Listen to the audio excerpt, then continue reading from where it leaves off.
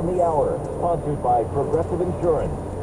I'm Matt Piper in New York at the final stage of the criminal trial of former President Donald Trump. Jury deliberation.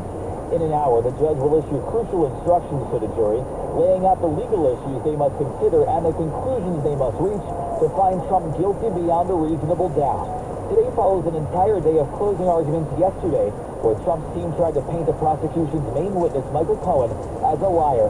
There's no telling how long a jury may deliberate, but typically the longer it's going, the better it is for the defendant on trial, because it shows not everyone is on the same page.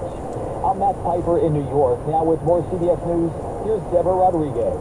Closing arguments are expected today in Boise, Idaho, in the murder trial of Chad Daybell. He's the husband of doomsday mom Lori Vallow Daybell, whose son and daughter were killed. CBS's Amanda Arden. Prosecutors have brought forward a lot of investigators who looked for the children when they were missing, who found their remains on Chad Daybell's property.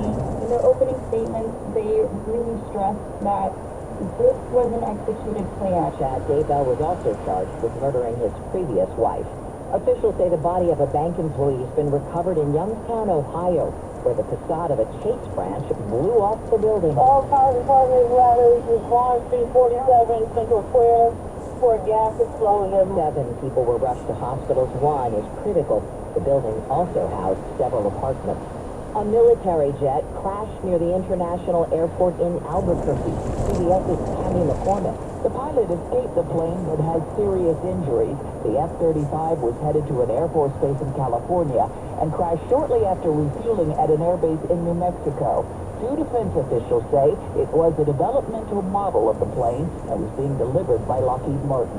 Meet 2-year-olds Bao Li and Xing Zhao. First Lady Jill Biden made the announcement in a video the National Zoo posted to X last hour. We can't wait to celebrate this historic moment here in our nation's capital.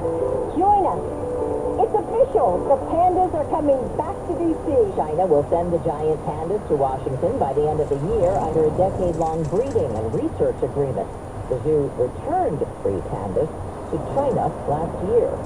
Houston police say a woman was eaten by an alligator in Clear Lake. Her body found in the jaws of the reptile hours after her husband reported her missing. Officials say they had to kill the alligator to retrieve the woman's remains. S&P futures down 38. Dow futures off 248. This is CBS News. Well, that's today's news. I didn't hear any good news, did you? I didn't think so. I guess it's all about perspective. The glass is half full. Well, as always, I'd like to thank you again for coming along with me on these Dash Cam News adventures.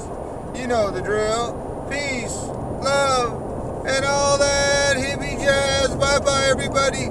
It's 51 degrees in Oakland, California.